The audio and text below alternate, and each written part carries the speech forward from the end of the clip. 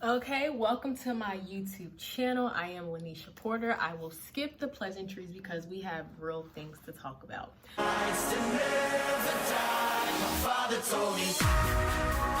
So you think that you want to date. Let's get right into it. I highly recommend waiting until you have reached maturity to date. And what I mean by that is dating comes with a lot of responsibility, often the type that no one talks about. And I just think the parameters that you can give yourself to remain protected and to have the best productive outcome for self-development is to really focus on yourself until you reach a point in your life where you can afford to dedicate your attention to something that is as taxing as romantic involvement.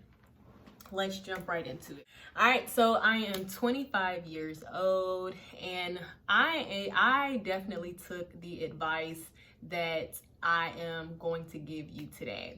I was raised by a single father who was almost militant in his approach.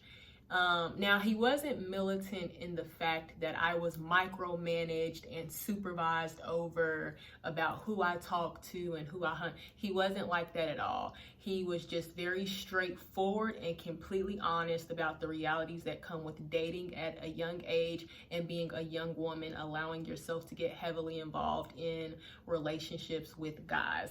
And he never sugarcoated it. He told me the very honest, the very brutal truth about it all. And I took his advice because I trusted my dad's guidance. I trusted his rearing. And even more so, the very things that he was advising me against, I was seeing a lot of my friends get into situations or entanglements that were really unhealthy and that really had a taxing effect on them. And it just went on to create rippling effects. So whether it was, my friend's dating a guy, now she has to beat up this girl, now she has to fight this girl's cousin because the guy lied. Or whether it was friends that were having sex and they having sex unprotected. So now there's pregnancy scares and teenage pregnancy and sexually transmitted diseases and infections. I just kind of played it safe and lived vicariously through my friends, but largely outside of, and of course this isn't to say that I didn't hang out with guys or thought that I had little friends, would go to the movies or whatever, but largely I was heavily guarded against allowing myself to be invested emotionally and just mentally into something such as a serious relationship. So when your parents or your guardian is telling you not to date, here's probably why. I want to give a list, but also I don't want to because I'm just kind of talking from the heart. But I will always try to explain and organize my reasoning in such a way that you really go and you do some thinking and you create your own productive thought process, right? So, all right, number one, why they're probably telling you not to date. Number one, you probably really are too young. When you get online or you look in the TV romances and what the media portrays, right? It makes love and relationships seem fun, seem easy. It makes it seem like you have to have that to have a story, right? To be interesting, you have to have it, right? To feel complete in a sense, or to feel important, or to be acknowledged or recognized. And the truth is, what they don't show is the work that really goes into communicating with the person, the work that goes into learning how to grow together. Most people, when they come together, they are coming together from two completely different backgrounds. It's almost like they have been marinated throughout their lifetime with different lessons, different values, different experiences, different points of view. And so you have to take people that are suddenly so different and operate in such a way that you're in alignment that allows for peace and health. And when I say health, I mean like a healthy relationship. And a way that works. And you might say like, oh, we like the same TV show, we go to the same school, we like the same food. No, it gets deeper than that. Do you guys believe in the same, religiously? What are their political views? Maybe you value voting and they just feel like voting is a waste of time. Sex, we're gonna talk about it because I feel that people that say, they're too young to know. No, they're not too young to know. I was in first grade. No, the years 2003, 2004. And that was a Nokia era, the type of phones we had. They didn't even have like internet, I don't think. And in that era, we were talking about sex and we were highly misinformed, all right? So I can only imagine now the access that is available to sex and sex education in an iPhone era where everything is just a click of a button away to high-speed internet. So they know, and the only real disservice and disaster is that the parents aren't telling them the correct information. So yes, even when it comes to sex, you might think like, oh, I want to wait, I want to do it the right way. You might be with a guy where to them it's part of their social order. It's part of the social construct of being a guy. They want to do it. They want to do it as much as possible. They want to do it with however many women they can rack up on. And I do apologize. I guess this is a heteronormative video. So anyone that has a different sexual orientation, this is no offense to you, but generally the audience that follow me is heteronormative. So I will be using male and female relation examples. All right, but no offense to anyone.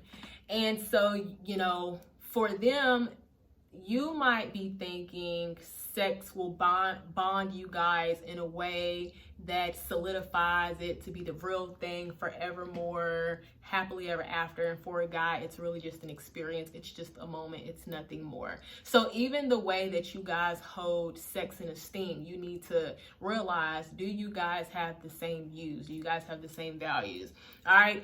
It also gets deeper. Their family history. What type of history do they come from? What type of traumas are they surviving? What type of trauma bonds are they living through? There is so much more to relationships than just what gets posted. Someone might suffer with low self-esteem. Someone might suffer with their mental health. And so when you get into a relationship and you think everything is just supposed to be smooth and easy and pretty, you are setting yourself up for failure. Relationships take real patience. It takes real critical thought. It takes a concern for that person that outside of yourself. So that's another reason why it's just better to wait. You are able to give yourself in those avenues, I think, when you have reached a more mature level, right? So that's one reason why I highly discourage dating at a young age, all right? Number 2, the experience. For some people, it's just an experience. And what I mean by dating is just an experience. Most young ladies, when they get into a relationship, it's, all right, I found the one. I'm ready to die on this hill. He's mine. I am his forevermore. This is what I'm signing up for. And you will make yourself loyal to an idea and to a situation without even going out into the larger world and seeing what else it has to offer. You really have to know someone deeply before you move into a space of permanence with them.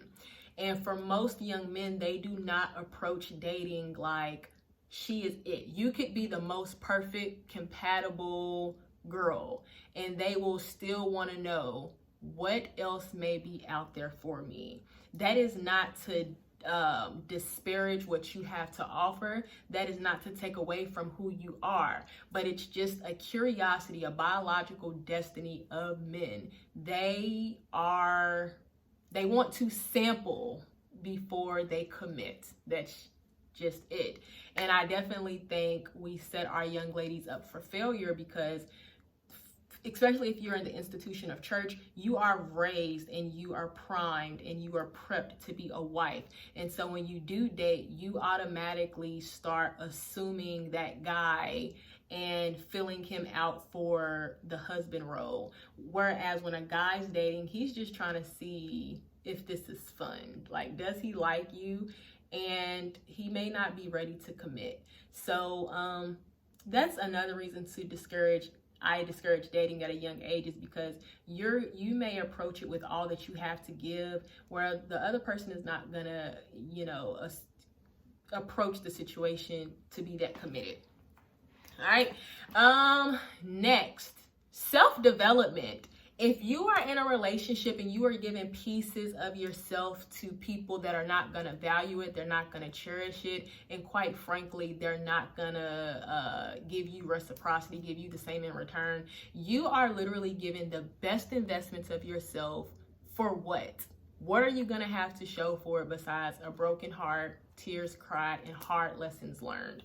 I highly believe that when you are young, you have the most energy, you have the most advantage, you have room for opportunity. Pursue yourself, pursue your own interests. Do not, and I beg of you, do not make yourself loyal to someone that is just going to treat you like an option. Do not prioritize someone else, a relationship, a guy, over your own self. And what I mean by that is, go to school. And if you don't want to go to school, get in your bag, get deep into your bag and make your money. And this is not a feminist idea to disparage, the Black community or the Black family or love or marriage. That's not it at all. Putting yourself first as a woman is literally a survival skill that you have to learn, because people will willingly allow you to put themselves before your own interests while they get the advantage and you suffer. And then you're left picking up pieces of yourself, trying to amount it into something. All right. Develop a skill, master that skill, make yourself marketable, ensure that you know how to survive on your own without someone else. Okay. And then once you've done that, and by that time you're naturally maturing, that's when it is ideal to make yourself available to date if you so choose to, right?